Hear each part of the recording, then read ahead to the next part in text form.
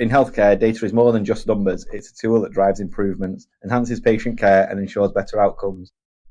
Let's take a moment to break down the two types of data you'll often encounter: quantitative and qualitative data. Quantitative data is all about numbers. It's data you can count or measure. Think of it as the facts and figures that you can easily express in numerical terms, like the number of patients treated, average wait times, or medication doses administered. This type of data is ideal for spotting trends, comparing performance, or making predictions based on clear, measurable outcomes.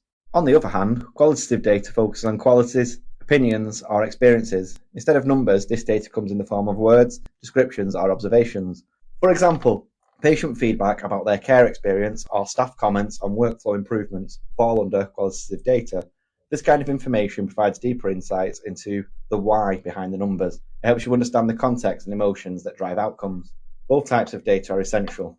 When picking your measures, you need to consider what type of data you want. In continuous improvement, we use specific types of data called measures. Measures help us track progress and assess the effectiveness of changes over time. These measures fall into three broad categories: outcome measures, process measures, and balance measures. Let's start with outcome measures. These reflect the end results of a process or system. Process measure. These track the steps taken within a system. Balance measure. These measures help ensure that improvements in one area do not inadvertently harm other parts of the system.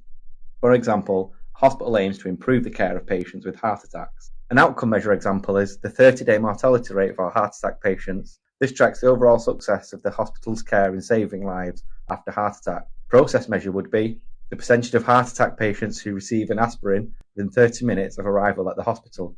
This measures whether the hospital is following the right steps in the treatment process. An example of the balance measure is tracking patient wait times in the emergency department to ensure reducing wait times for heart attack patients doesn't lead to overcrowding or delays for other patients. By incorporating data and measures into your continuous improvement project, you can create a more effective and efficient system. Data isn't just about numbers, it's about making meaningful improvements that matter. And remember, be clear about your measures. Choose the right outcome, process, and balance measures that align with your goals. Ensure data accuracy. Reliable data is key. Always validate your sources and methods. Engage stakeholders. Involve team members across departments in reviewing your data and making decisions. And review regularly. Continuous improvement requires ongoing data analysis to adjust and refine processes.